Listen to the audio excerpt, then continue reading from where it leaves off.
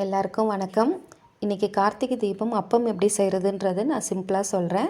ஒரு 1/2 கப் மட்டும் பச்சரிசி எடுத்து நல்லா வாஷ் பண்ணிவிட்டு 2 ஹவர்ஸ் ஊற வச்சுடுங்க. 2 ஹவர்ஸ் கழித்து நம்ம ஒரு தேங்காய் துருவல், வெல்லம், கனிஞ்ச வாழைப்பழம், ஏலக்காய், நம்ம ஊற வச்சோம் இல்லையா அரிசி, அது தண்ணிலாம் நல்லா வடிகட்டி எடுத்து யூஸ் பண்ணிக்கோங்க. ஒரு மிக்ஸி ஜாரில் தேங்காய், வாழைப்பழம் கட் பண்ணிக்கோங்க, ஏலக்காய், இந்த அரிசி எல்லாத்தையும் போட்டு நல்லா அரைச்சி மாவாக்கிக்கோங்க. வெல்லம் ஜஸ்ட்டு அது கரையிறதுக்கான அளவுக்கு தண்ணி ஊற்றினா போதும். பாகுப்பதெல்லாம் எதுவும் தேவையில்லை.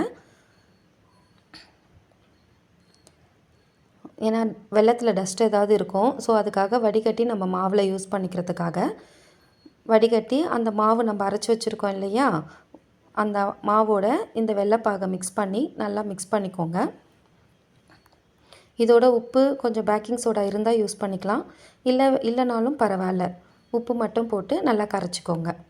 இப்போ ஒரு கடாயில் தேவையான அளவு எண்ணெய் ஊற்றிக்கோங்க. ஒரு அப்பமாக தான் நம்ம போட போகிறோம்.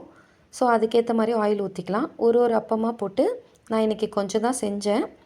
எனக்கு கார்த்திகை தீபத்துக்கு செய்யணுன்ட்டு. நீங்களும் செஞ்சு பாருங்கள், டேஸ்ட் பண்ணி பாருங்கள்.